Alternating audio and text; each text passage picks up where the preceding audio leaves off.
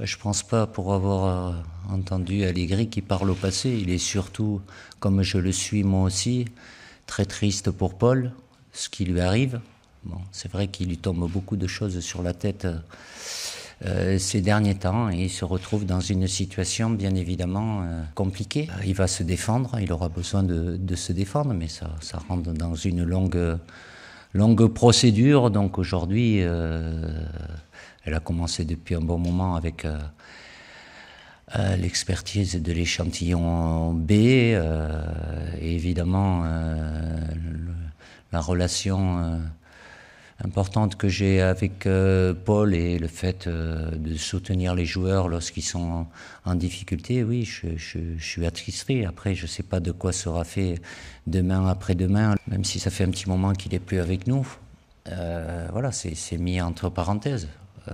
J'espère pour lui que il retrouvera le sourire, la pleine possession de ses manières et qu'il puisse retrouver le terrain, mais ça prendra certainement un certain temps.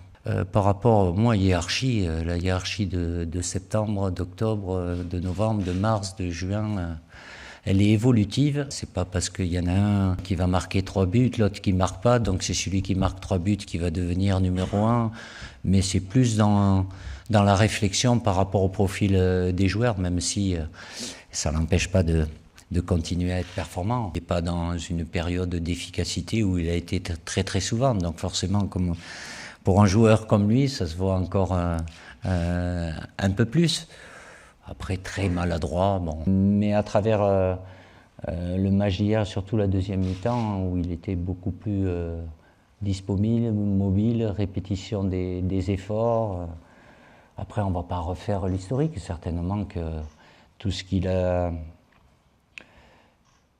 eu durant cet été amène forcément, même si il est en pleine possession de ses moyens, même si bon, il y a eu sa petite blessure à la cheville aussi, il a le droit lui aussi d'avoir dans ces cadences de matchs infernales où il y a des matchs tous les 3 jours, des semaines à 3 matchs, une période où il est un peu moins bien et un peu moins efficace. Il a le sourire, il est heureux d'être là, il sait très bien qu'il a un rôle important avec l'équipe de France. Ça serait très bien s'il retrouve son efficacité avec nous, oui, bien évidemment.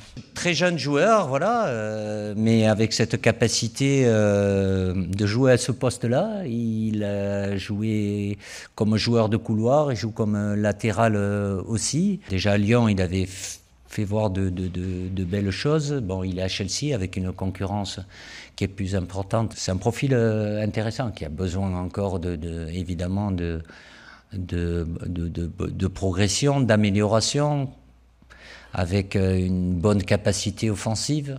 Il sait très bien que sur l'aspect défensif, il y a certainement des améliorations à avoir, qui compensent aussi parce qu'il est très rapide, donc il récupère pas mal de coups, mais on se retrouve avec un joueur très jeune qui est déjà à Chelsea. Des joueurs formés comme latéraux, il y en a malheureusement pas beaucoup.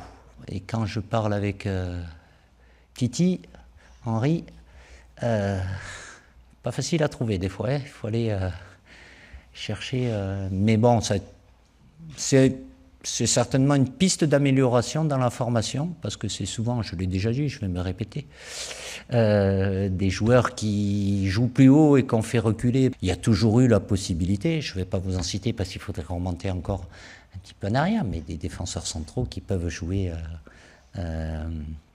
latéraux. Il y a quand même la particularité d'avoir ces 3 matchs sur le continent sud-américain. Alors je ne sais pas les 3 équipes qui vont être concernées par ces 3 matchs. Ça veut dire que les 3 équipes sud-américaines vont avoir un match chez elles, à domicile. Déjà, c'est un avantage. Et puis les 3 autres, elles devront se déplacer, puis se redéplacer. Donc, bon, après, je ne sais pas qui prend les décisions, mais je ne vous cache pas que voilà, moi j'aime bien les choses un peu beaucoup cohérentes.